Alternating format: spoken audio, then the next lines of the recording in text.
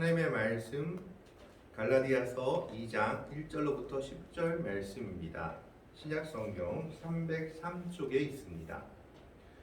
갈라디아서 2장 1절로부터 10절까지의 말씀을 교독합니다. 신약성경 303쪽입니다. 갈라디아서 2장 1절의 말씀을 제가 먼저 봉독해 올립니다. 14년 후에 내가 바나바와 함께 디도를 데리고 다시 예루살렘에 올라갔나니 계시를 따라 올라가 내가 네가 마음에서 선포한 것을 그들에게 지시되 유력한 자들에게 사사로 할 것은 내가 정지할 것이나 다른 것이 헛되지 않게 하려 함이라. 그러나 나와 함께 있는 헬라인 디도까지도 억지로 할례를 받게 하지 아니하였으니 이는 가만히 들어온 거짓 편지들 때문이라. 그들이 가만히 들어온 것은 그리스도 예수 안에서 우리가 가진 자유를 엿보고 우리를 종으로 삼고자 하려되 그들에게 우리가 한시도 복종하지 아니하였으니 이는 복음의 진리가 항상 너희 가운데 있게 하려 함이라. 유력하다는 이들 중에 원래 어떤 이들이든지 내게 상관이 없으며 하나님은 사람을 외모로 취하지 아니하시나니 저 유력한 이들은 내게 의무를 더하여 준 것이 없고 도리어 그들은 내가 무할례자에게 복음 전하를 맡은 것이 베드로가 할례자에게 맡음과 같은 것을 보았고 그들에게 역사하사 그를 할례자의 사도로 삼으시니가 또한 내게 역사하사 나를 이방인의 사도로 삼으셨느니라. 두 절을 같이 읽습니다. 또 기둥같이 여기는 야고보와 게바와 요한도 내게 주신 은혜를 알므로 나와 바나바에게 친교의 악수를 하였으니 우리는 이방인에게로 그들은 할례자에게로 가게 하려 함이라. 다만 우리에게 가난한 자들을 기억하도록 부탁하였으니 이것은 본래부터 힘써 행하여 왔노라. 아멘. 오늘은 사도 바울이 바나바와 함께 자기의 제자인 디도를 데리고 예루살렘을 방문한 이야기입니다.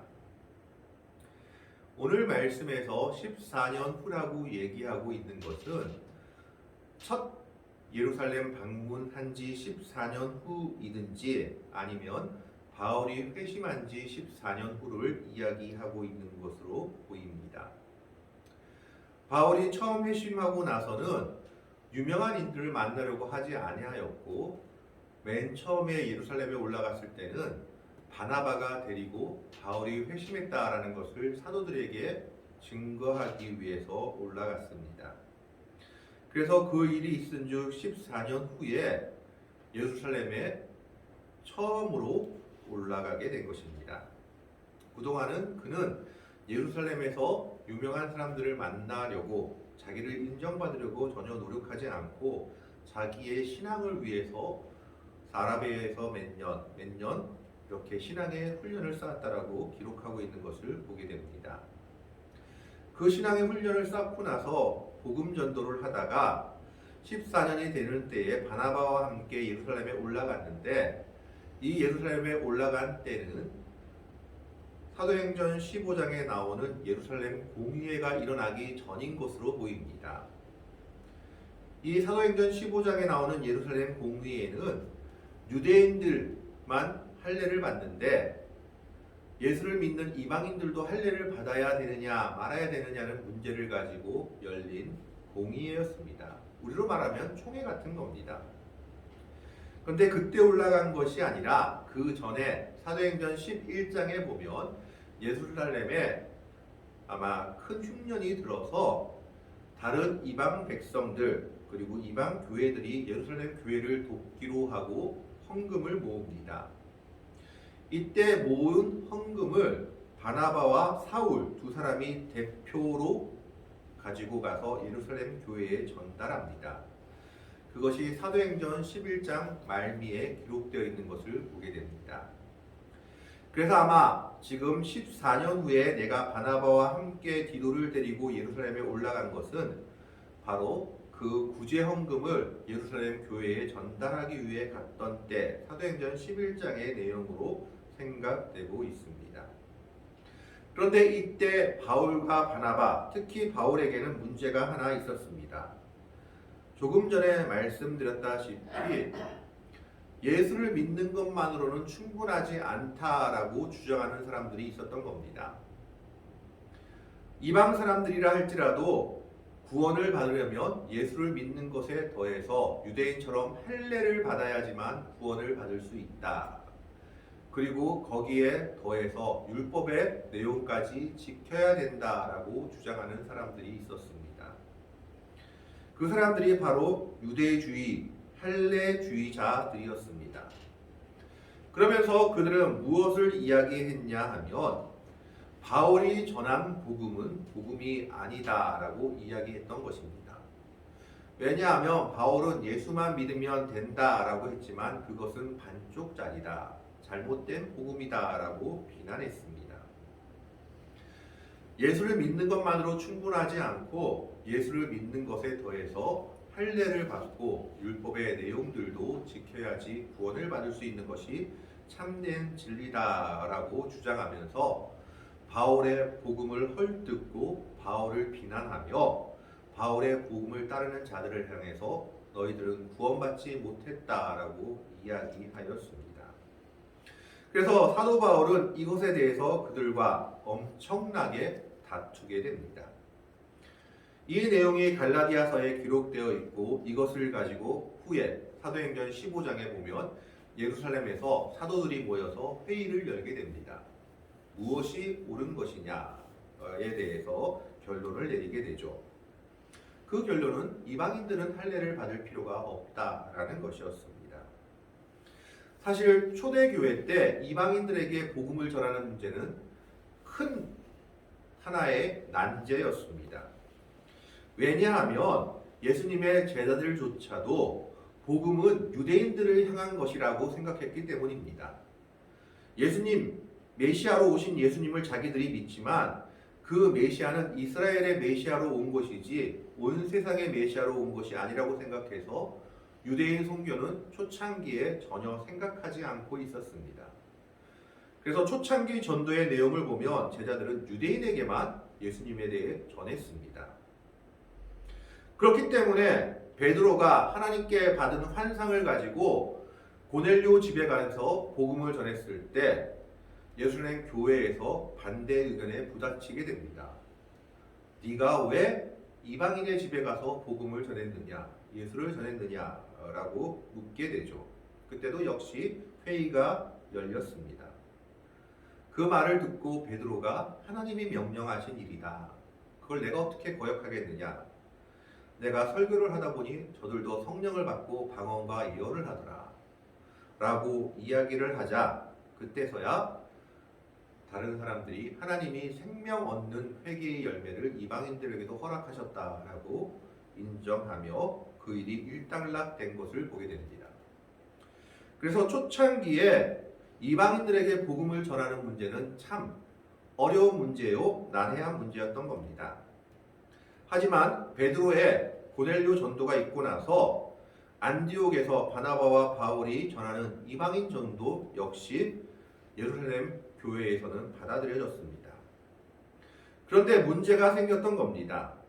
아직까지 율법 주기에서 벗어나지 못한 다른, 즉 유대교를 버리지 못한 그리스도인 유대인들이 바울의 복음을 트집잡기 시작했던 겁니다. 예수를 믿는 것만으로는 충분하지 않고 할례도 받고 율법도 지켜야 되는데 그런 것을 전하지 않는 바울의 복음은 반쪽짜리 복음이고 그것을 믿는 것은 참된 구원을 이룰 수 없다라고 헐뜯었던 것입니다. 그런데 문제는 그들은 예루살렘 교회와 아무 상관이 없는 사람들이었습니다. 그래서 사도행전 15장에 보면 이런 이야기가 나오죠. 주의 형제 야고보가 회의를 주장하면서 이렇게 얘기합니다. 우리가 보내지도 않은 사람들이 우리가 보냈다고 우리의 입을 팔면서 율법주의를 전한다 라고 얘기하고 있었습니다. 즉 그들은 예루살렘 교회와 아무 상관이 없는 사람들이었지만 그들은 자기들의 주장을 전하면서 우리들은 야고보의 제자들이다. 주의 형제 야고보, 예루살렘 교회의 최고 지도자가 우리를 보낸 것이다 라고 이야기를 하며 다녔던 겁니다. 그래서 이들의 주장에 몇몇 사람들이 넘어가게 됩니다. 이방인이라 할지라도 예수를 믿는 것만으로 충분하지 않고 율법도 지키고 할례를 받아야지 구원을 받는구나 라고 생각했던 겁니다. 오늘 바울은 거기에 대해서 예루살렘에 올라간 김에 다시 한번 그 일에 대해서 유대 즉 예루살렘 교회의 지도자들과 의논하게 됩니다. 그것이 2절 말씀입니다. 2절에 보면 계시를 따라 올라가 내가 이방 가운데서 전파하는 복음을 그들에게 제시하되 유력한 자들에게 사사로이 한 것은 내가 다름질하는 것이나 다름질한 것이 헛되지 않게 하려 함이라. 다름질한 것은 무엇입니까? 이방인들을 예수님께로 돌아오게 만들어 회개의 열매를 만든 것을 이야기합니다. 그런데 그들이 유대주의 그리고 율법주의자들 때문에 구원의 은혜에서 멀어지게 될까봐 바울은 예루살렘 교회의 지도자들, 즉 유명한 사람들, 베드로, 요한, 야고보 이런 사람들을 이야기하고 있는 것 같습니다. 그런 사람들에게 자신의 복음에 대해서 사적으로 만나서 이야기하고 있습니다. 내 복음은 결코 잘못된 것이 아니라 예수 그리스도의 은혜를 가지고 구원받는다고 이야기하고 있는데 왜 거기에 율법주의와 할례주의가 들어와야 되느냐라고 이야기했던 것입니다. 그래서 그가 전하는 복음의 내용이 무엇인지, 그가 전하는 복음의 사역이 어떤 것인지 예루살렘 교회의 지도자들에게 사적으로 만나서 이야기했다라는 겁니다. 그런데 그렇게 이야기한 이유는 결코 자기가 예루살렘 교회에서 인정을 받거나 높임을 받고자 한 것이 아니라 혹시 내가 전한 복음이 할례주의자들이나 율법주의자들 때문에 방해를 받거나 구원의 은혜에서 떨어질 자가 있을까 염려해서 한 것이었다라고 이야기하고 있는 겁니다. 그러니까 지금으로 말하자면 우리 총회의 어른들한테 가서 내가 전한 복음은 이단이 아닙니다 라고 이야기하고 있고 그 사람들의 의견을 수렴하고 그 사람들의 인정을 받은 것입니다. 그러면서 그가 얼마나 자유의 복음을 수호했는지를 이야기하고 있습니다. 3절 말씀에 보면 그러나 나와 함께 있는 헬라인 디도까지도 억지로 할례를 받게 하지 아니하였으니, 여기서 많은 사람들이 해석을 두 가지로 합니다. 디도가 할례를 받았는 건지 받지 않았는 건지 정확한 문맥이 없기 때문입니다. 그래서 어떤 사람은 디도는 이방인이었기 때문에 끝까지 할례를 받게 하지 않은 것이다 라고 해석하는 사람도 있고, 또 어떤 사람은 디도가 할례를 받긴 받았지만 유대인들 때문에 억지로 받은 것이 아니라 자신들의 자의로 받은 것이다 라고 해석하는 사람들도 있습니다. 이 디도는 아버지와 어머니가 모두 이방인들이었습니다. 그런데 후자의 해석이 더 유력한 것은 사도행전에 보면 디모데가 할례를 받게 된 이유가 나옵니다.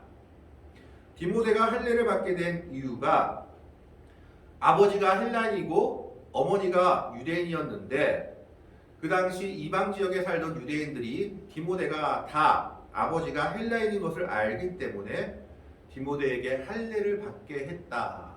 복음의 사역을 위해서 그렇게 했다라고 기록하고 있는 것을 보게 됩니다. 그래서 할례를 받긴 받더라도 억지로 받게 한 것이 아니라 디도가 자의로 받은 것이다. 복음의 사역을 위해서 받은 것이다. 라고 아마 해석을 하고 있습니다. 그런데 억지로 할례를 받게 하지 아니한 이유가 무엇이냐 하면 혹시나 할례를 받아야지만 구원받는다고 사람들이 오해할 수 있기 때문이었습니다. 4절 말씀에 보면 이는 가만히 들어온 거짓 형제들 때문이라. 이 사람들은 할례주의자, 율법주의자들을 이야기합니다.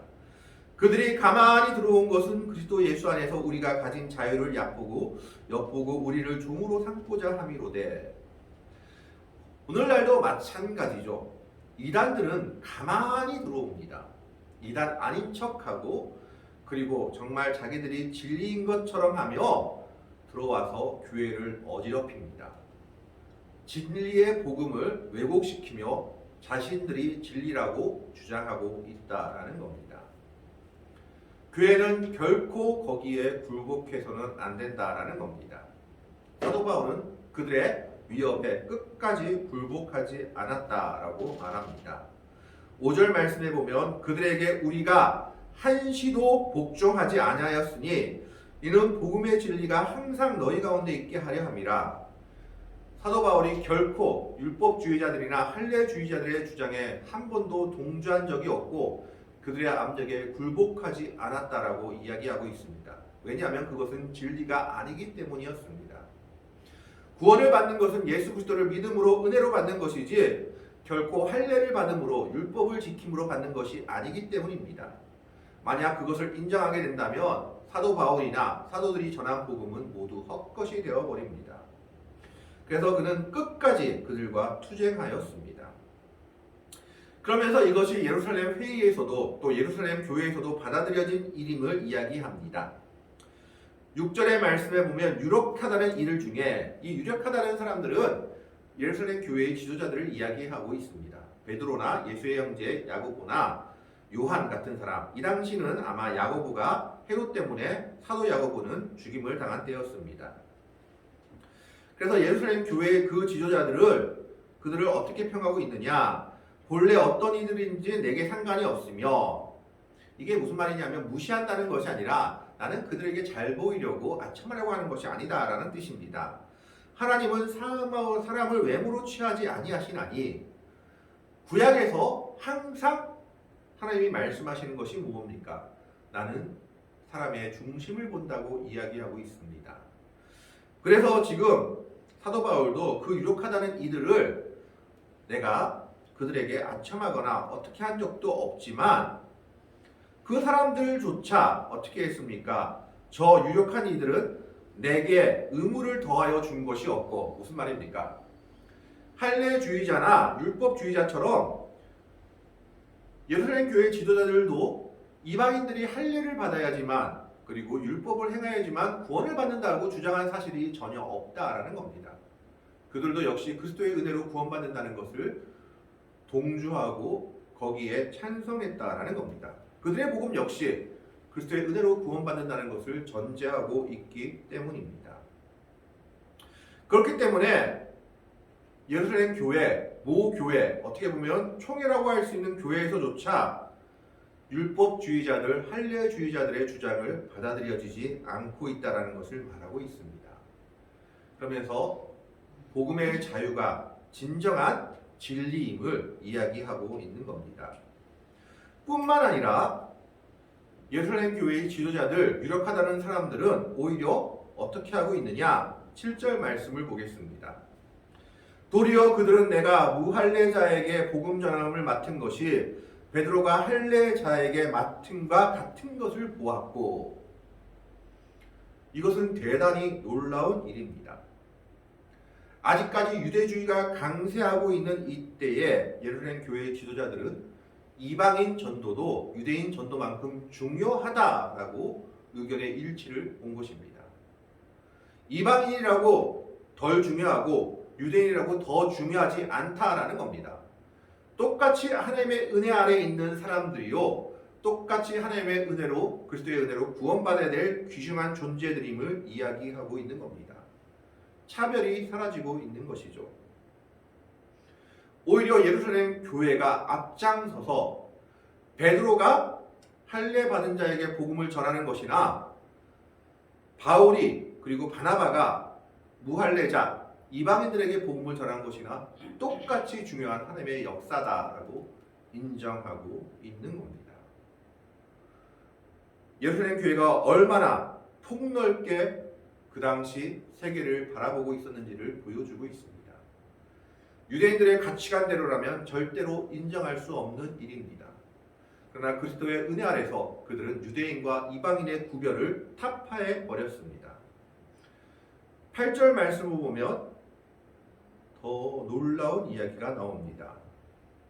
베드로에게 역사하사 그를 할례자의 사도로 삼으신 이가 또한 내게 역사하사 나를 이방인의 사도로 삼으셨느니라. 그들이 인정한 것 두 가지, 또 한 가지 뭡니까? 베드로도 사도고 바울도 사도다라고 인정하고 있는 겁니다. 바울이 가장 많이 들었던 비난 중에 하나가 너가 사도가 맞냐라는 겁니다. 왜냐하면 사도의 조건 중에 하나가 예수님을 직접 보고 예수님의 말씀을 가르침을 직접 들은 제자들이어야 됐고 십자가의 죽음과 부활을 직접 본 사람들이어야 됐습니다. 그런데 그런 조건에 바울은 하나도 부합하지 아니했습니다. 물론 환상 중에 예수님을 보고 십자가의 부활을 봤다고 하지만 직접 본 사람은 아니었습니다. 그렇기 때문에 바울은 항상 공격받았죠. 너는 사도가 아니다. 그런데 예루살렘 교회에서는 베드로가 사도인 것처럼 베드로는 할례자의 사도라면 너는 이방인의 사도다라고 인정하고 있는 겁니다. 그리고 나서 9절에 이런 말씀이 나옵니다. 또 기둥같이 여기는 야고보와 게바와 요한도 내게 주신 은혜를 알므로 나와 바나바에게 친교의 악수를 하였으니 우리는 이방인에게로 그들은 할례자에게로 가게 하려 함이라. 기둥같이 여기는 야고보와 게바와 요한이다라고 얘기하고 있죠. 즉 예루살렘 교회의 지도자급 사도들입니다. 그들이 무엇을 인정했느냐? 사도 바울의 복음의 역사를 인정한 겁니다. 그러면서 내게 주신 은혜를 알므로 나와 바나바에게 친교의 악수를 하였다라고 얘기합니다. 이방인과 유대인들의 극적 화해가 이루어지는 사건입니다.